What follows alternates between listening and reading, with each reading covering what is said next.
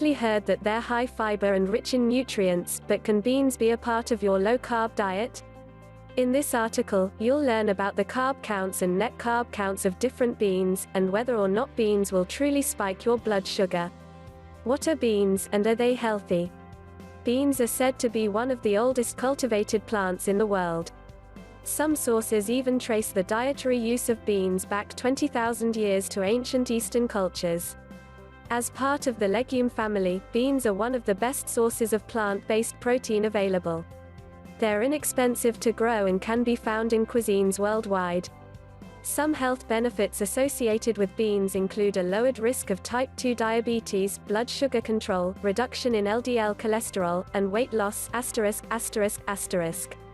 Beans are also rich in dietary fiber and provide an excellent source of many vitamins and minerals.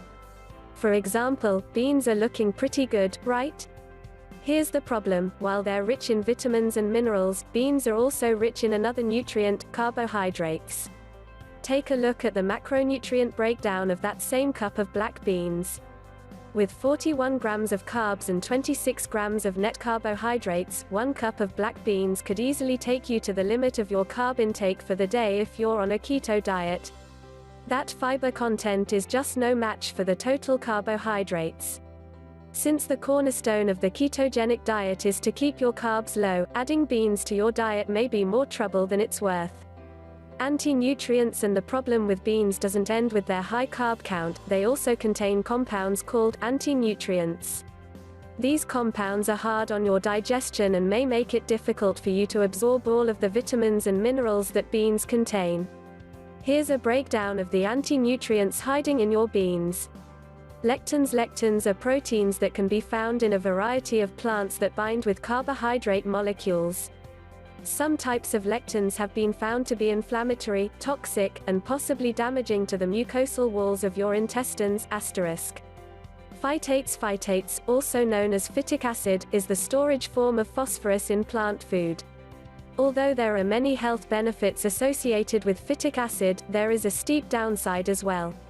Namely, phytates can bind minerals and inhibit their absorption. This is especially true for the essential minerals zinc, iron, and calcium. How and when do beans fit into a low-carb or ketogenic diet? Okay, so you've heard the downside, but you're still fiending for some beans. Here are your options. Watch your portion size. While beans do tend to be carb-heavy, if you watch your portion size, you may be able to sneak a serving in here and there. Here are a couple of bean options that, when eaten in moderation, may work for your keto diet.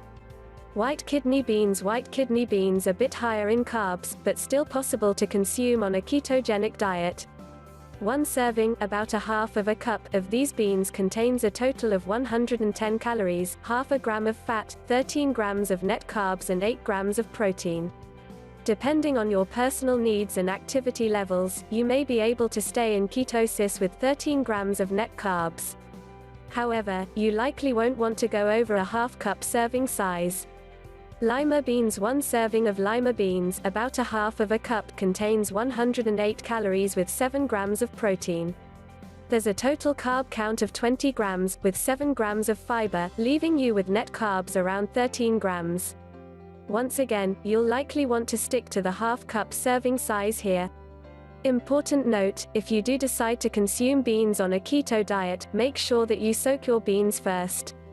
Soaking your beans for 8 to 24 hours before you cook them will help break down phytic acid and lectins, rendering more vitamins and minerals available to you. Plus, they'll be easier to digest. Also, some canned beans are pre-soaked. Eden Organics brand does a great job of this. Modified keto diets. Paying close attention to your carbohydrate intake is a crucial aspect of the standard ketogenic diet (SKD). As a beginner, you'll want to stick closely to the low-carb, high-fat, and high-protein guidelines that the SKD provides. However, once your body has adjusted to using fat for fuel, you may realize that you actually need some high-carb foods here and there. This is especially true if you're active. For this reason, there are a couple of different variations of the ketogenic diet. These variations allow for a bit more leniency with carb intake, loosening the reins on foods like beans. Targeted ketogenic diet (TKD). The targeted ketogenic diet (TKD) is most beneficial if you lead an active lifestyle or exercise regularly. If you've been following the SKD for a couple of months and still feel like you're lacking some serious energy during your workouts, the TKD could be right for you. The TKD allows for up to 20 to 50 grams of additional carbs up to both an hour before and after your workout window. Cyclical ketogenic diet (CKD). If you perform at extremely high intensities, the number of carbs allowed on TKD could still be too low to fuel your required energy levels. In this case, the cyclical ketogenic diet (CKD) would be the preferred diet.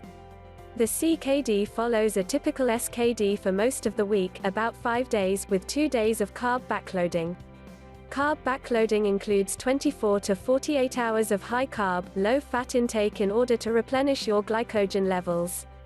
When should you avoid beans on a low-carb or ketogenic diet?